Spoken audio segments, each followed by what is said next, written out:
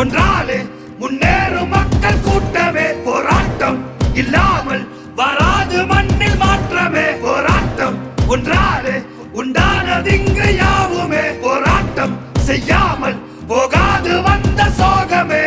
ஆதினாளில் யாரும் ஏழை இல்லை, யாழும் வர்க்கம் மோசமே. கொடியேந்தும் கைகள் கூட்டு சேர்ந்து நிற்க ஏதும் இல்லை வாட்டமே. கோளை போல வாழ்ந்து ஆவதென்ன வேண்டும் வேண்டுமே வீரமே.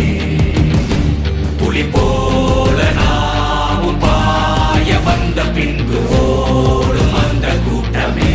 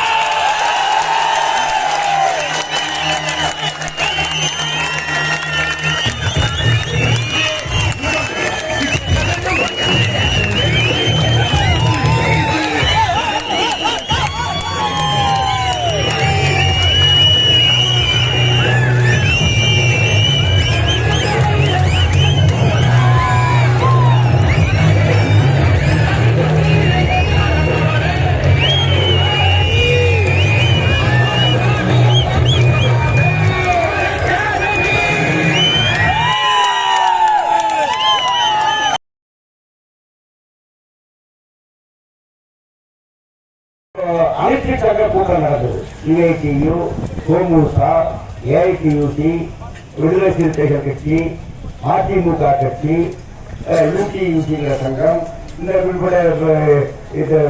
வைகோ கட்சி, இந்த எல்லாம் சேர்ந்து ஒரு அனைத்து தொழிற்சங்க மத்திய அமைப்பு இருக்கிறது. அந்த கூட்டம் நடந்தது. அந்த கூட்டத்தில் சாம்சங் தொழிலாளிகளின் போராட்டத்தை உடனே அரசு தலையிட்டு தீர்த்து வைக்க வேண்டும் என்று அவர்கள் தீர்மானத்தை நிறைவேற்றியிருக்கிறார். அதுக்கு மேல தீர்க்காவிட்டால் வருகிற 18ஆம் தேதி சென்னையில் அனைத்து தொழிற்சங்க ஆர்ப்பாட்டம் சாம்சங் தொழிலாளர்களுக்கு ஆதரவாக நடைபெறுகிறது. அதனால 18ஆம் தேதி நடக்கும். இப்படியே நீடிச்சுட்டே போகுதுன்னா நாம அடுத்தடுத்து ஒவ்வொன்றா செய்ய வேண்டியிருக்கும். நாங்க கேட்கறது இதுதான், என்ன தப்பு என்று எல்லா எம்எல்ஏவுக்கும் எழுதுவோம்.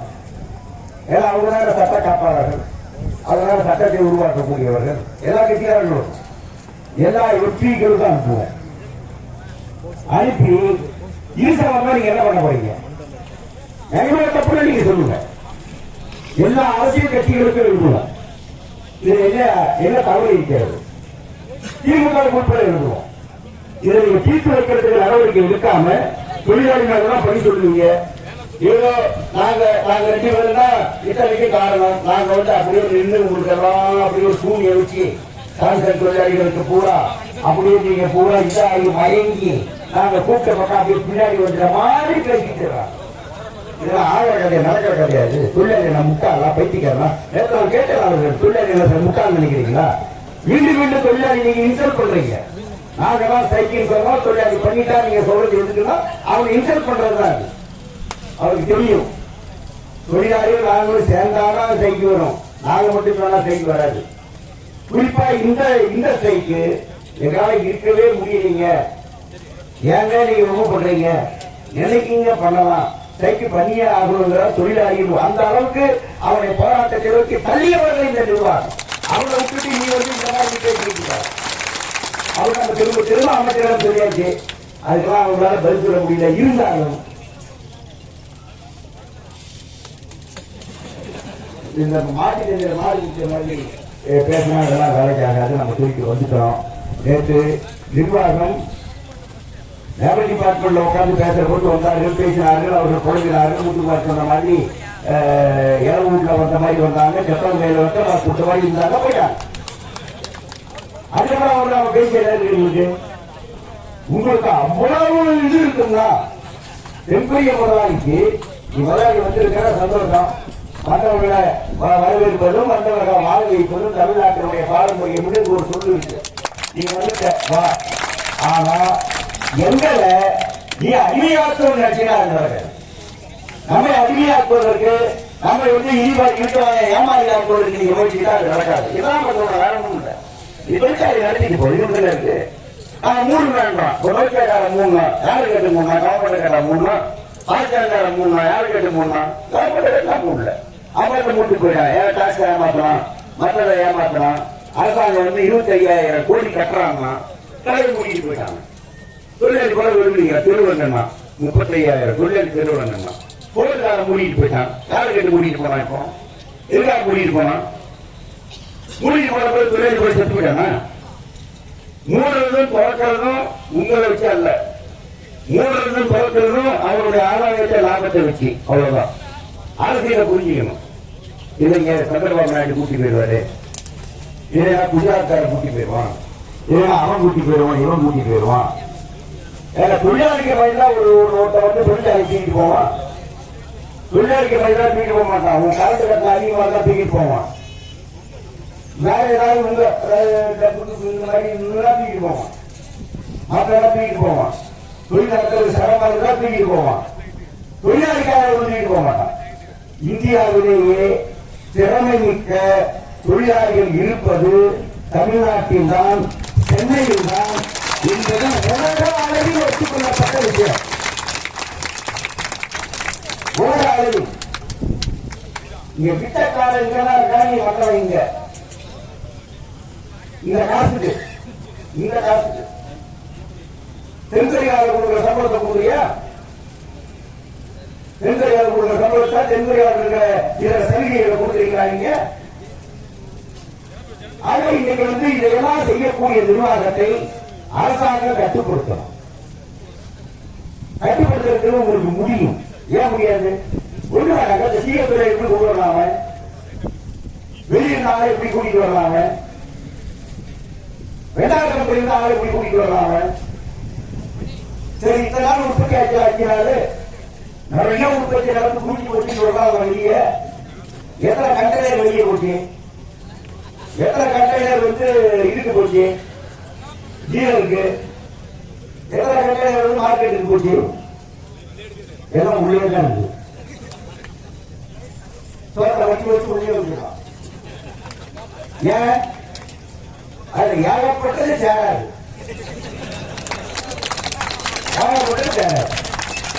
அதுல கொண்டு போய் இதுல நீங்க பிரிட்ஜில வச்சாக்கா சூடாகிறதுக்கு மேல சூடாகும். நீ வச்சு பாருங்க, வெட்டி பாரு தெரியும். எது குவாலிட்டி உண்டா இருப்பாங்க, எப்படி ஒரு குவாலிட்டி எப்படி இருக்கும், அதை உள்ள வச்சுக்கலாம். குவாலிட்டி பாஸ் ஆகி அது கண்டெய்னர் ஏறி போகணும். அதனால இருந்தாலும் சந்தோஷப்படுறேன். அப்படி நல்லா இருக்கணும், நல்லா இருக்கணும், எனக்கு நல்லா காசு கிடைக்கணும், நானும் நல்லா படிக்கணும், எனக்கு ஏதாவது விதமான வசதி வந்தாகணும், என் குழந்தை நல்லா இருக்கணும், எல்லாம் நல்லா இருக்கணும். அவங்க 5 நாள் இருக்குது. நான் கம்பெனி எழுதி கொடுக்க கேட்டேன், உங்க கம்பெனிய ஒண்ணும் கிடையாது. நாளைக்கு வந்தா இப்போ ஒரு ரைஸ் குக்கர் ஒரு குக்கர் அனுப்பிடுறான். அதுல முட்டை அடிக்கலாமாமா, அதுல அரிசி அடிக்கலாமாமா, அதுல நூடுல்ஸ் போடலாமாமா. குக்கர் புயல் போனா உங்க நூடுல்ஸ் போடலாம் தெரியாது. நீ பாத்துக்கணும், நீ அதை நீங்க புரிஞ்சுக்க. இந்த சீர சமாச்சாரத்துக்கு தொழிலாளி 7,000 ரூபாய் உள்ள இருக்கிறவன, உள்ள இருக்கிற பிள்ளையார் ஆகிட்டு இருக்க, உள்ள இருக்கிற கவலைப்பட்டு இருக்க, உள்ள இருக்கிற இழிவுபட்டு இருக்க. ஒரு ரைஸ் குக்கருக்காக உள்ள வருவா, ரைஸ் குக்கருக்காக மாநில ரூபாய் நன்றி வருவீங்க. உள்ள இருக்கிறவங்க வெளியே வர்றதுங்கிறது அடுத்து ஆரம்பிச்சாச்சு. உள்ள இருக்கிறவங்க வெளியே வர்றதுங்கிறது ஆரம்பிச்சாச்சு.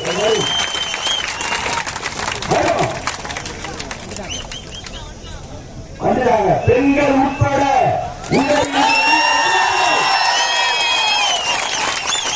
அவங்களுக்கு மனசாட்சி இருக்கு.